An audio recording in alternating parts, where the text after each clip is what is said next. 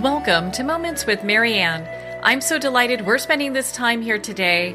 We have a very empowering show coming right up with special guest Melissa-Tipton, and she's here to share with us her new book, Living Reiki, Heal Yourself and Transform Your Life. Now, Melissa is a tarot reader, Reiki master, and licensed massage therapist. She's been practicing yoga for over a decade and discovered that complements very well with ancient wisdom and with energy healing. So let's welcome to the show, Melissa-Tipton. Thank you, Marianne. I'm happy to be here. What a pleasure it is to have you here. And so I have to ask you, my goodness, because your book is filled with so much great information when we talk about Reiki, what inspired you to write this book? Yeah, that's a great question. So one of the main things that I found was lacking in my early experiences in Reiki was it was something that I was really approaching as a practice that I would experience if I went to go get a Reiki session, for example. But beyond that, I wasn't really using Reiki to change my life. And it took, many months, years, before I truly came to realize how impactful Reiki really is. And so in Living Reiki, I outline teachings that are typically covered in the traditional Reiki classes, but I blend them with a 7-step process of self-transformation. So this is really designed to help people create powerful, lasting change in their life using their Reiki practice. Well, and for our listeners that are new to Reiki, what is Reiki? Yeah, so Reiki, the word, it's typically translated as spiritual energy, sometimes universal energy, but in the West, that word is often used to denote a really specific healing system that uses this universal energy. And this system traces its origins back to early 1900s Japan to a man named Mikao Usui. So there are so many different systems of Reiki today, but they often include a few shared points. So one, there's usually some form of hands-on healing, and there's often an attunement process. And there's debate as to what exactly is going on in the attunement process, but some people see this as a way to open someone up to the energy of Reiki so that they can channel Reiki, for example, in the context of a hands-on healing. Other people believe, though, that we all already have the ability to channel Reiki, and that the attunement is really just a way of strengthening and developing this ability. So that, in a nutshell, is what most systems of Reiki nowadays have in common. Well, and it's interesting when people look at Reiki, we're made up of energy, and a lot of it is, knowing how to move and to affect that energy. I definitely agree. Yes. That is a huge part of Reiki, and we've been given so many wonderful techniques, some that go back all the way back to Usui, others that have been developed over the decades from other practitioners for doing exactly that, of really becoming sensitive to the energy that's within us and around us and learning ways to effectively work with that energy. And that's, one of the things that I have found to be so powerful with Reiki, because before that, quite honestly, I didn't really give my energy much thought. It was certainly having a huge impact on every day, but I didn't really know how to work with that. And that's what I love about Reiki is now I have so many tools that I can share with other people as well to, if you're having a day where you're just in a funk, there's a lot of things you can do to really lift your energy up and just get back on track. I think that's so encouraging for people, that they have a way that they can make positive changes in their life and just by starting on our energetic bodies. Absolutely. Yeah, one of the interesting things, too, about Reiki is that as we start working with that energy, and maybe it does start out with, we're just having a bad day and we want to do something to kind of turn our mood around. But there's something, and I couldn't entirely put it into words, it's this mystery of Reiki that it really starts to work with us on this really deep, deep level. And it transforms our life in ways that, quite honestly, I find to be miraculous, ways that I could never predict, when a client first walks into my door, how Reiki is going to affect them ultimately. And that's what's so amazing. Reiki, it really addresses us right where we are in each moment and gives us what we need in that moment to truly heal. Now, for our listeners that are new to Reiki and they're listening and very interested in thinking about getting the book, do they have to know Reiki first? Or is this something that, getting Living Reiki is something that can walk them through that practice? Yeah, that's a great question. So in writing Living Reiki, I designed it so that people who are very, very new to the practice can use the book to really get a solid foundation in the material that they might receive if they were to take a traditional Reiki class. And I include information from, usually traditional teachings are divided into 3 levels, and I include teachings from all 3 of those levels. That said, for practitioners who are more seasoned, there's also a lot of material in the book that will allow you to go deeper with the teachings. For example, in Reiki, there's often symbols that are used. And in my Reiki instruction, for example, I was given a pretty basic understanding of the symbols. And over the years of using Reiki, I've come to understand that each of the symbols almost, you could say, represents like an entire universe unto itself. And so in the book, I offer a lot of really straightforward, simple practices so that people can go deeper if they already have experience with Reiki. That's a very encouraging thing because I know, your book is so filled with so much information, just going through it. And I know a little bit about Reiki, but going through it, it really kind of provides like a baseline of where to start from. And so it kind of walks you through what to kind of expect.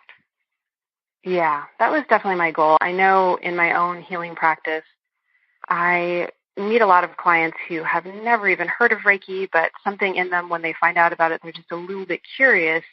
But it can be a little bit intimidating. It's like, what on earth is going to happen in a session? And so in the book, I really try and bring Reiki down to earth. There's so much about it that is just very transcendent and spiritual, of course, but there's so much about it, too, where the power really comes in integrating it in just to the stuff of our day-to-day life. And that's really where a lot of the good stuff happens. And I'm really passionate about just finding ways that people can use Reiki, on their commute to work or when they're in the middle of a work meeting, that sort of thing. Being able to use it in their daily lives. Well, and I'm glad you kind of touched on the transformation part because I know your book is big about using Reiki to move us to that self-transformation. So what does it look like? Yeah, so in the book, of course, there's so many different ways to approach self-transformation, but in the book, I developed a 7-step process just to make this big kind of unwieldy topic of transformation more practical and more accessible. So in brief, the 7 steps, they begin with illumination. So this is where we begin to shed light on different elements in our psyche that are cluttering our consciousness. So things like defense mechanisms, projections, and just other constructs of the ego that make it difficult to see ourselves and everything and everyone around us as divine.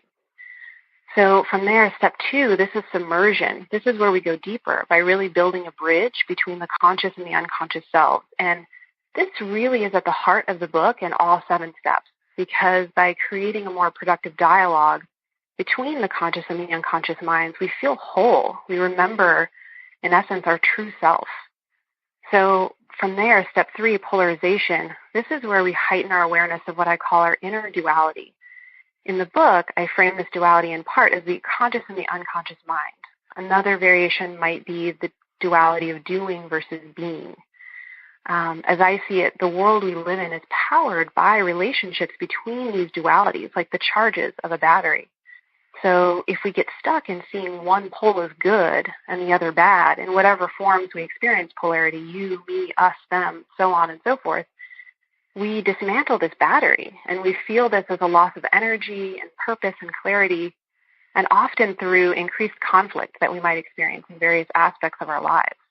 So from there, we go to step 4, merging, and this is where we initially start to unite these polar forces that we encountered in the previous step.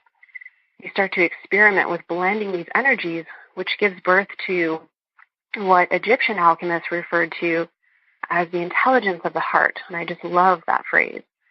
So we could view this as uniting the powers of our intellect and our intuition, which produces this way of knowing that is far greater than the sum of its parts.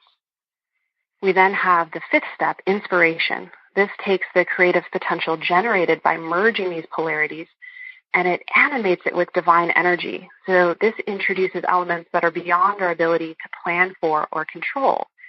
And this element of divine surprise, it challenges the ego's delusion that it's the one in charge. And we start to see that by loosening our control on our life, rather than leading to our doom and destruction, as the ego might have us believe, instead it invites the magic back in. And we're able to experience things that we could never possibly orchestrate from the ego, no matter how hard we might try. So this then brings us to the sixth step, refinement. And this takes the inspired state of being and purifies it even further, continuing to remove more layers of ego constructs that would otherwise cloud our ability to see our true self. Because often, when we're really expanding and stepping out of our comfort zone, as we're doing in these steps, that's when the ego tries to rally the forces of the internal status quo. And refinement helps us to continue expanding, even when we're dealing with fear of the unknown and a loss of control. So finally, step 7, integration. This completes the process by uniting these distilled or purified parts of ourselves into a vibrant whole, allowing us to experience on a really deep level the sense of internal oneness, rather than feeling maybe scattered or at odds within our own self. And we also enjoy a sense of oneness with all of existence. So said more pragmatically, in this step, we take this state of enlightened consciousness we have worked hard to craft through the previous 6 steps, and we weave it into the very fabric of our day-to-day lives. So it's not something we experience only when we're on a meditation cushion or in a yoga class. So all in summary, these steps, they're all ways of bringing us closer and closer to realizing our true self. And it really sounds like it takes people on a path to greater spiritual enlightenment, whatever that means for them, because it's such, once you start on that path, it is such a journey.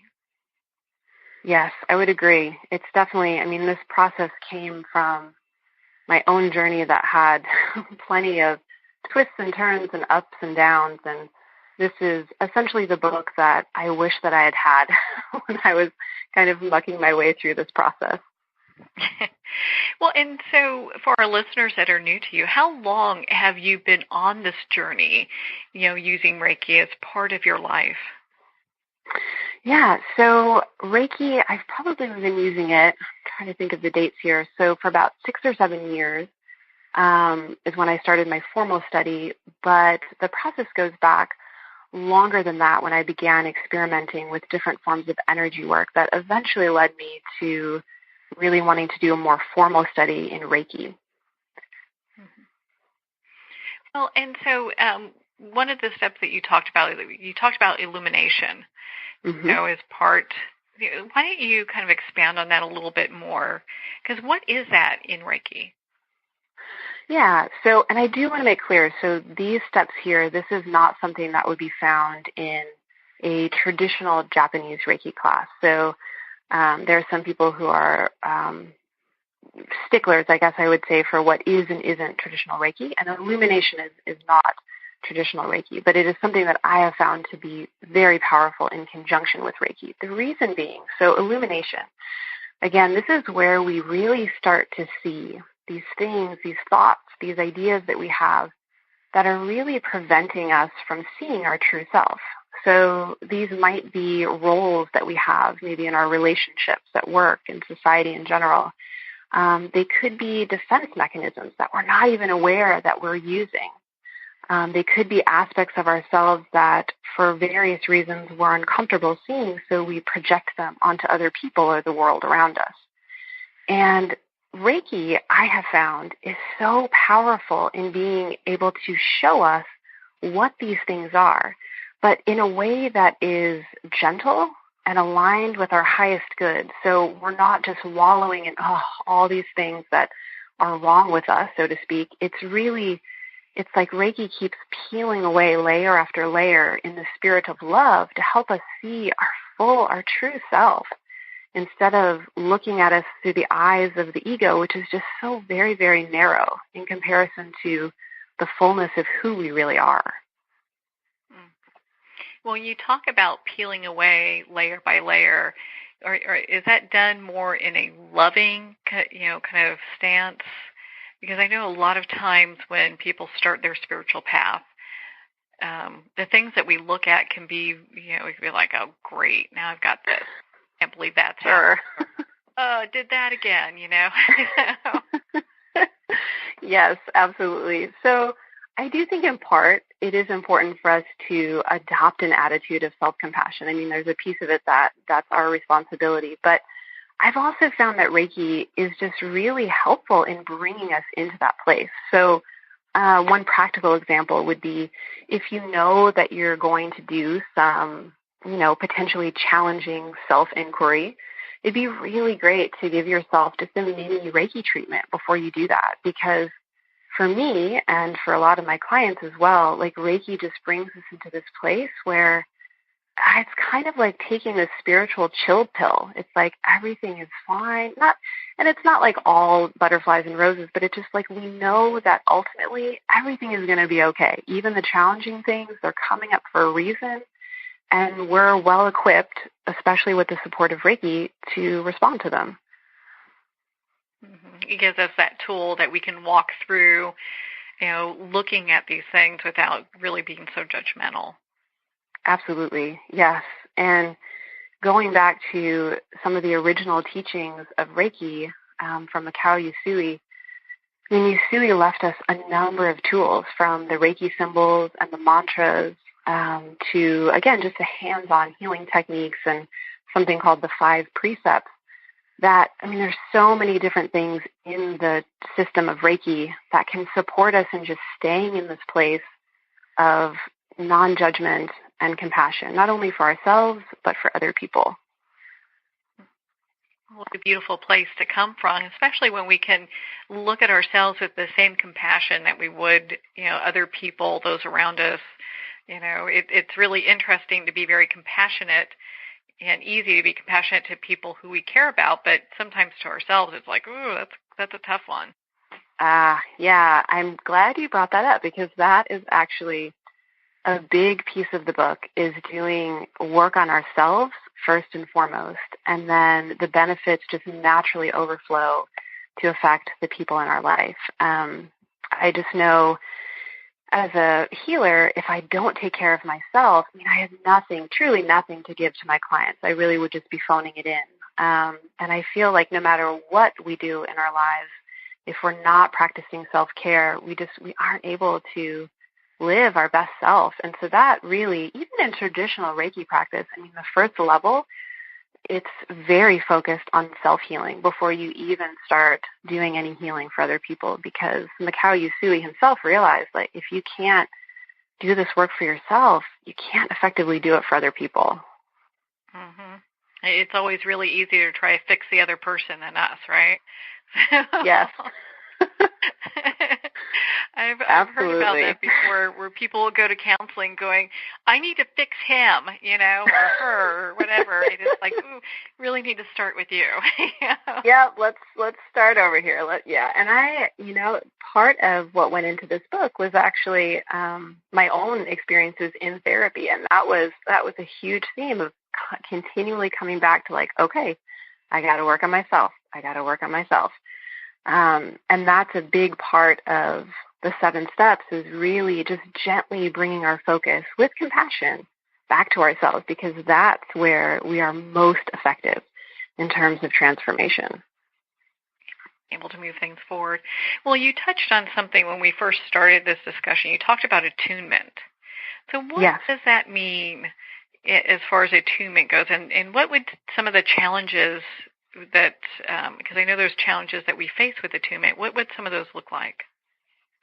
Yeah, so in attunement, and again, especially with modern day Reiki, because there's so many different systems, different people have different perspectives on this, but at a basic level, the attunement is a sort of ritual in which the teacher opens the student up to the flow of Reiki. And as I mentioned earlier, different teachers have different perspectives. Some believe that students aren't able to channel Reiki at all before the attunement, while others see the attunement as a way of really strengthening that flow of Reiki within us. So in terms of potential challenges, some students experience the energy to be rather overwhelming. So it could leave you feeling maybe mildly anxious or a little bit restless or antsy, that sort of thing. But more often what I see is that following the attunement process, students aren't given enough support in integrating that into their life. So more than having some sort of really extreme experience, more often it just kind of fades and they aren't able to really bring that energy into their day-to-day life.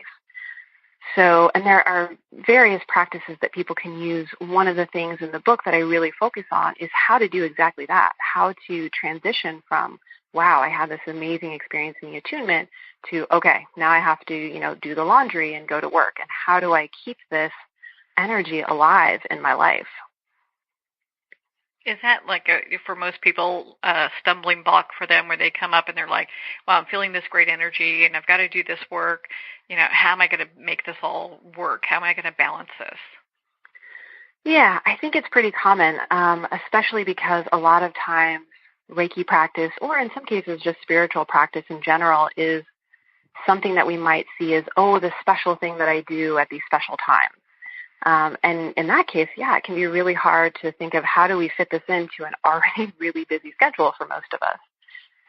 But when we really start to see Reiki as something that exists in every moment, no matter where we are or what we're doing, and we learn just really simple techniques for kind of amplifying or tapping into that Reiki that's already there, I find that to be a really great way of just experiencing Reiki all the time without having to do all these, special bells and whistles techniques.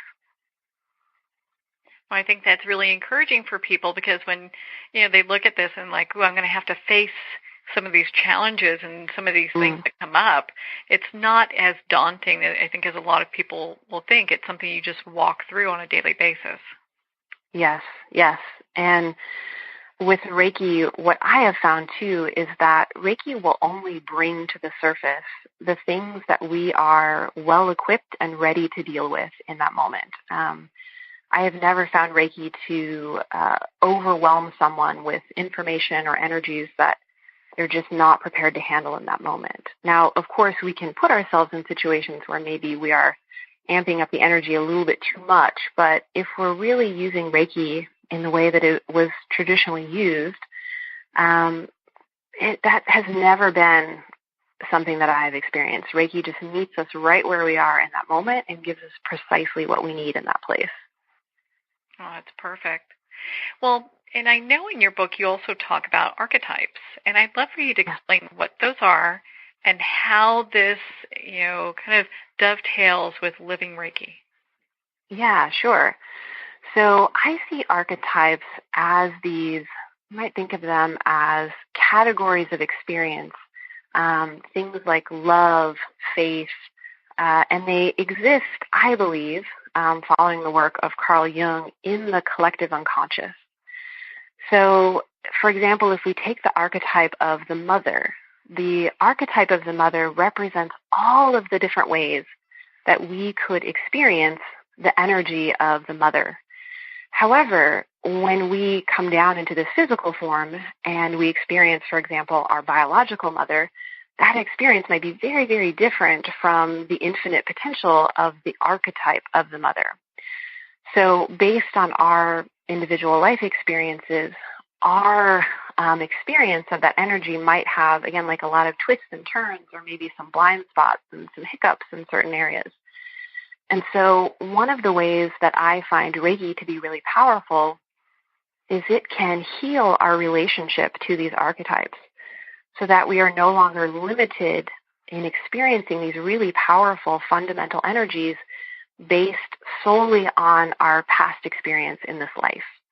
So it will expand our potential to experience this mother energy, which one really practical way that this affects our life is that it can help to heal our relationship with our biological mother.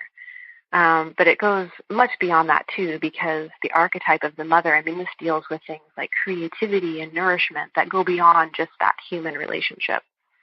So the archetypes, they're just so powerful. There's these energies that essentially you could think of them as the paints that we're using to create the tapestry of our life.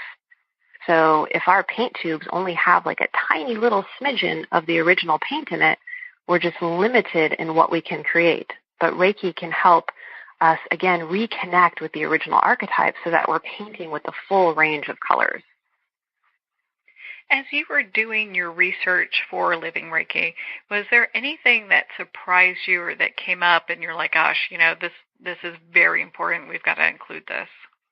One of the things related to the Reiki symbols. So I mentioned earlier that when I was originally taught the symbols, it was almost like they were just this, little drawing that you do in the air, maybe on a piece of paper to kind of activate the energy or maybe strengthen the energy a little bit. But we didn't really go much beyond that.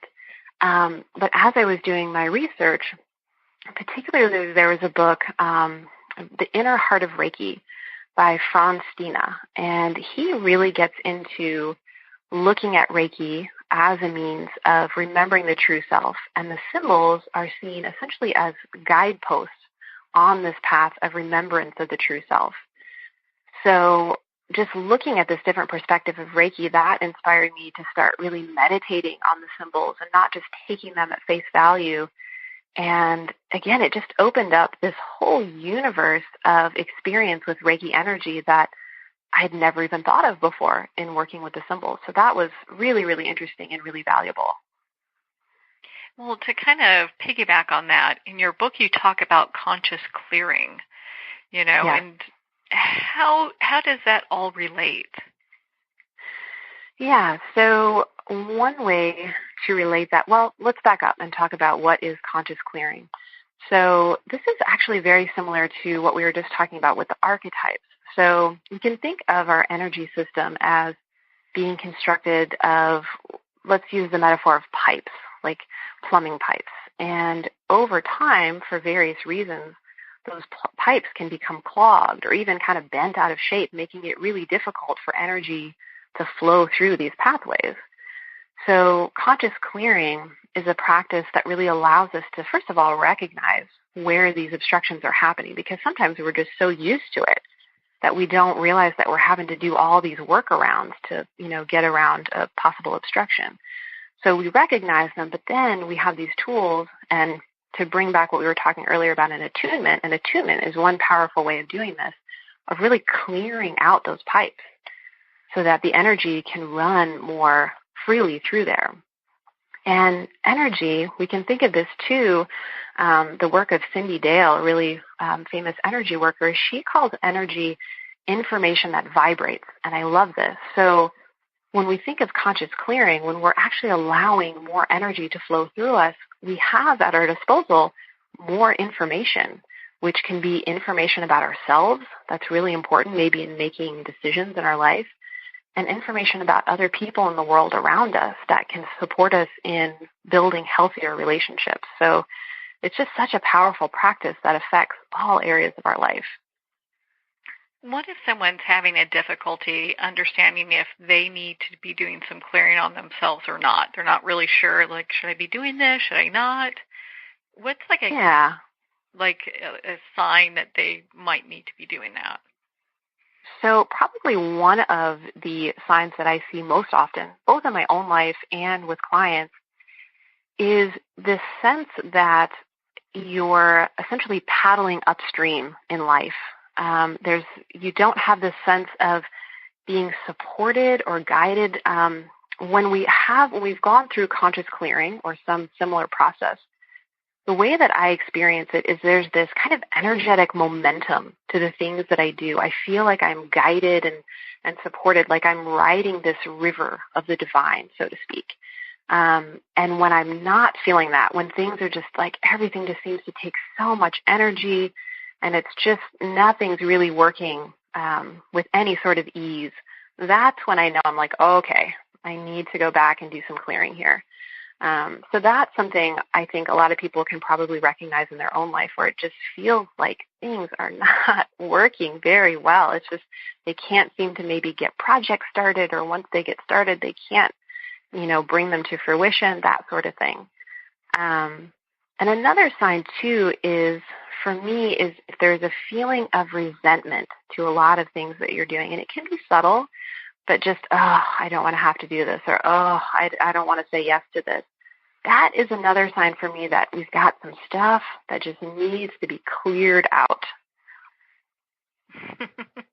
I think a lot of people, as they think throughout their day, they're like, I might need some clearing then, Yeah. Because it's really difficult at times to kind of feel like you're getting in the zone, to be able to move the energy, or to just keep peeling back those layers of continuous work that we do in ourselves. So you look at this, you're like, I don't know about this, Sure. Yeah, I think too, again, coming back to this self-compassion, and just knowing, so let's weave this in with one of the 5 precepts. So the 5 precepts, they're really brief, so I'll state them all. It's just for today: do not anger, do not worry, be grateful, do your duties fully, and be kind to others. So the first phrase, just for today, that to me is one of the most important parts of the precepts, because it's really this reminder that we're human and our best is going to vary from moment to moment, day to day, and that's okay. So we certainly don't need to be in this blissed out state of enlightenment all the time. I mean, that's just not realistic, at least not for me or anyone I've ever met. But that's okay. I mean, we can still just engage these practices with the best that we're able from day to day, and that's more than enough. So no pressure. No pressure, truly no pressure.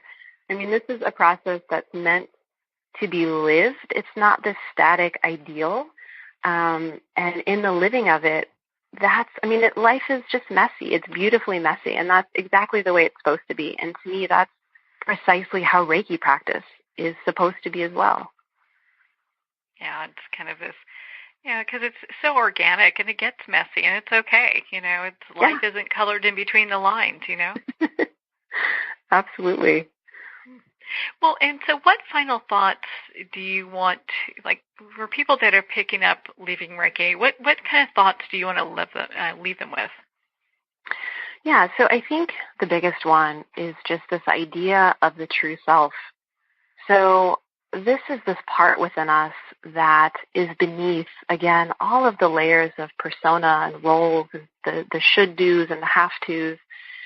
And one of the things that it's hard for me this has been something that in my own life I had to come to this realization, but when I meet people who don't realize that they have this true self, they don't know their own value, their own brilliance, they're not aware of how important their unique gifts are in the world, I just want to leave those people with the truth that no one else can replace you. We all have this divine jewel inside of us. In fact, this divine jewel, I believe, it's who we really are. And everyone has these amazing gifts and wisdom that I hope through whatever practice, whether it's Reiki or something else, that we learn how to express in this life. Because again, no one can replace any of us. We all have these unique gifts to bring into this world. And I hope that anyone who reads this book, or again, through any other method, comes to really know their true self and just puts it out there, isn't afraid to live from that place. Well, I think that's very powerful, Melissa. My goodness, your book, Living Reiki, is just a fabulous book and gives such great action. Yes, I'm sure you're very proud as an author. I'd love to hear where our listeners can connect with you and be part of your community and learn more about your work. Absolutely. So I have a practice here in Missouri called Life Alchemy Massage Therapy, and people can learn more about that through my website. It's getmomassage.com. I also have another website with a lot of distance Reiki treatments and tarot readings, that sort of thing, and it's yogiwitch.com. at both those places. And do you work with people remotely or just within your area? I do. I offer distance Reiki sessions and also distance tarot readings, and I combine the two in a tarot reading that utilizes Reiki healing on whatever issues we unearth in the tarot reading. Well, Melissa, thank you so much for taking the time to be on the show with us here today. Thank you for having me. It was so much fun talking to you. Well, thank you, Melissa. It has been such a joy to spend this time with you and to talk about your new book, Living Reiki. Again, you can pick up Melissa's book at Amazon, Barnes & Noble, and all indie bookstores. Well, we're at the end of our time today. I would like to thank everyone for tuning in. You're listening to Moments with Marianne. And remember, make every moment count.